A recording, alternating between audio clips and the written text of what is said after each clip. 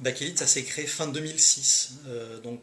Vincent Frataroli, Thomas Sarlandi et moi, on a eu cette idée fin 2006 de se dire que finalement l'écosystème mobile était enfin prêt pour faire des services de qualité pour les marques. Et on a décidé de quitter SFR. Trois anciens de SFR. Oui, alors trois anciens à différents titres. Vincent et moi on travaillé chez SFR. Thomas était en prestation de service chez SFR.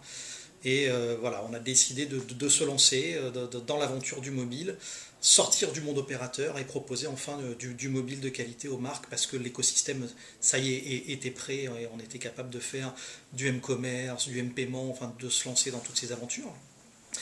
Donc on a cherché à recréer fin 2006 un écosystème favorable parce qu'on voulait arriver à émerger assez rapidement et à créer une entreprise avec une bonne voilure capable d'encaisser des projets importants assez rapidement.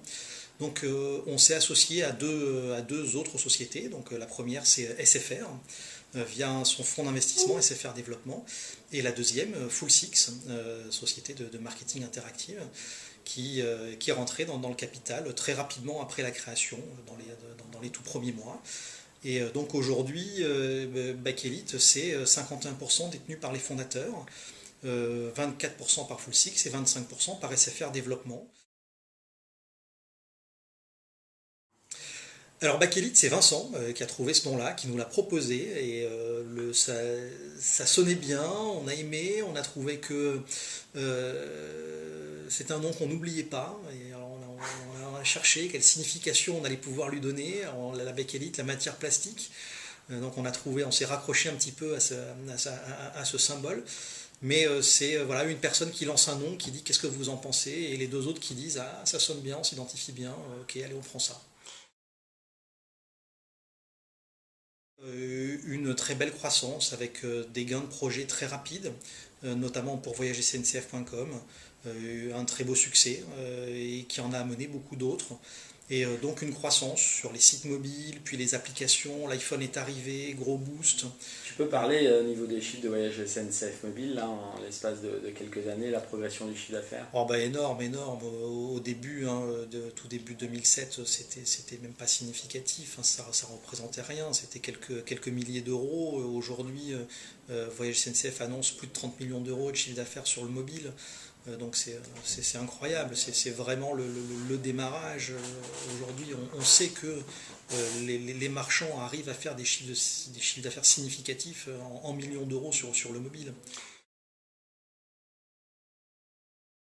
Aujourd'hui, Bakelite propose à ses clients et a déjà des projets en cours de réalisation sur des services pendant des services mobiles et des services tablettes, mais sur la télévision connectée. Alors on crée le modèle, ça dépend bien sûr du client, de ce qu'il veut, de ce qu'il veut faire passer. On essaye de moins en moins d'être dans ce qu'on appelle les applications MeToo, c'est-à-dire la même chose sur chaque écran, mais de proposer des services complémentaires ou en tout cas de l'information qui circule d'un écran à un autre. Tu penses que c'est possible ça, la convergence d'un écran à un autre sans coupure? Ah oui, ouais. oui, on travaille pour ça, ouais. Sincèrement, c'est ce qui nous. Donc tu penses qu'aujourd'hui on pourra consommer sur son mobile dans la rue quelque chose, un contenu, on rentre à la maison, on ouvre sa télé, on fait la suite de son contenu? Ah nous on y croit profondément. D'accord. Ah, bien sûr. C'est ce qui nous fait avancer, c'est vers ça qu'on veut arriver. Alors c'est pas facile, il y a des chemins, mais bien sûr c'est ça qu'on veut faire. On n'a jamais fonctionné par plateforme. Okay. Aujourd'hui, il y a une demande, il y a des usages liés à des consommateurs et c'est ça qu'on traite et pas des plateformes technologiques. Okay. Parce que les marques se servent des plateformes technologiques, mais elles ne veulent pas se laisser enfermer sur une plateforme technologique. Donc aujourd'hui, et que ce soit sur le monde des télés ou sur le monde des smartphones ou des tablettes, ce qu'on se rend compte, c'est qu'on a des constructeurs qui créent des environnements technologiques et qui essayent de préserver la valeur dans cet environnement technologique, et puis des marques qui n'ont pas forcément envie de segmenter, de fragmenter, et qui ont envie justement de réconcilier les différents environnements technologiques. Une marque a envie que son consommateur puisse faire circuler son information entre un iPhone, il n'a pas la notion de la plateforme. Et une télévision Samsung. La marque et le consommateur de la marque, il ne comprend pas cette notion d'environnement technologique. Donc le métier d'agence comme la nôtre, c'est d'arriver à tirer profit de ces environnements technologiques qui se font la course, donc qui avancent très vite et qui tirent l'innovation vers le haut. Et puis la désenclaver et la mettre à disposition de tous dans des services qui permettent de passer l'information, les services, les usages d'un écran à un autre, peu importe l'environnement. Mais aujourd'hui, quand tu parles de services sur télé, vous travaillez sur quoi exactement? Alors malheureusement, je ne peux pas encore le dire, mais alors, on peut imaginer tout un tas de choses. Après, il faudra interpréter mes propos, mais on peut imaginer bien sûr de l'information, on peut imaginer bien sûr de la recherche d'appartements, on peut imaginer bien sûr du commerce. Alors d'accord, mais ce qu'on essaye de comprendre, c'est, donc ok, on crée ces services-là, mais on les diffuse comment sur la télé aujourd'hui? À travers un boîtier? À travers une livebox? Pas forcément. Aujourd'hui, les télévisions connectées sont directement connectées et ont un accès direct à Internet et ont des interfaces applicatives à l'intérieur. Donc on peut télécharger, sur le même principe que sur les stores, sur les mobiles ou sur les tablettes, on télécharge son application de marque. À partir du moment où l'application est téléchargée, elle est capable d'interagir avec des données sur un serveur et faire transiter des informations de profiling ou de la donnée service entre les différents écrans. C'est aussi fragmenté que le mobile, non? Ce sera aussi fragmenté que le mobile, c'est une certitude. Ça, c'est un sujet aussi passionnant. On y a réfléchi, parce qu'on a plusieurs métiers chez Bakelite.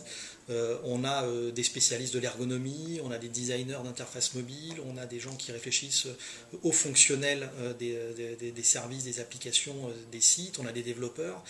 Et donc on a fait des groupes de travail pour réfléchir en rupture avec finalement qu'est-ce que c'est que l'Internet dans la voiture.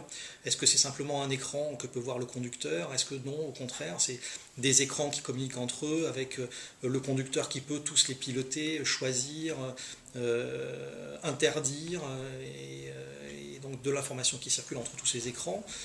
Qu'est-ce que ça veut dire? Est-ce qu'il y a une continuité entre le mobile et la voiture? On pense que bien sûr, les différents écrans dans la voiture.